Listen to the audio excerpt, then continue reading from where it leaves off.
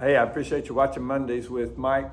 The Oaks Community Church has been doing the 21 days of breakthrough prayer from Jim Maximum, Daniel Henderson, Kathy, Jim's wife Kathy.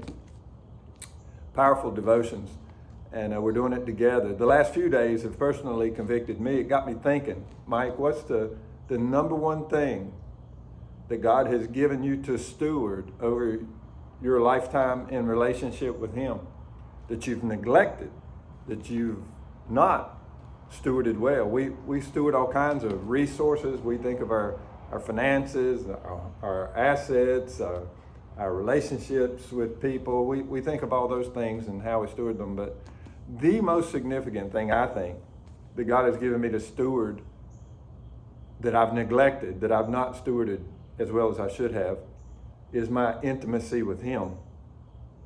Now, there's times I do it well, but there's other times that I do it very poorly.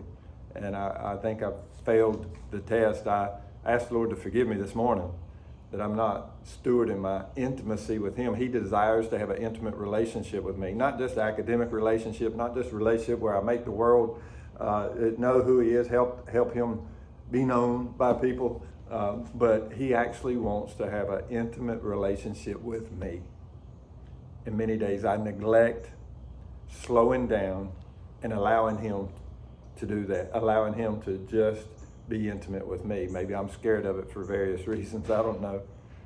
Consequently, though, the churches I've pastored over the years have lacked intimacy. If the leader has lacked it, then chances are it's in the congregation. It got me thinking, what's the number one thing most Christians that I've known have neglected to steward? And I don't know if you'd say the same, but I think many of them would say the same thing, that I don't slow down and have intimate prayer with Him. Consequently, in Acts chapter 12, today's devotion was out of Acts chapter 12, how when there was distress in the church, there was earnest prayer by the church made for Peter.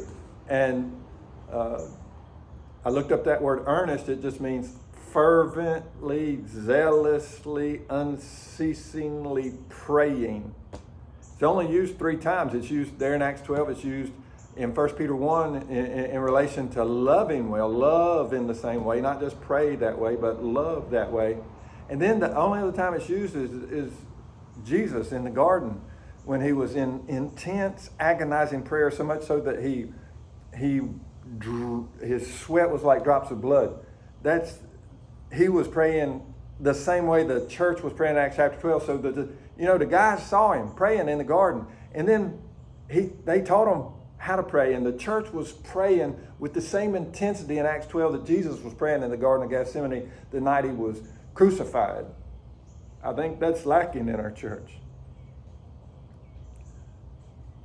And I think God desires it to be in our church, in our individual lives, and when we get together.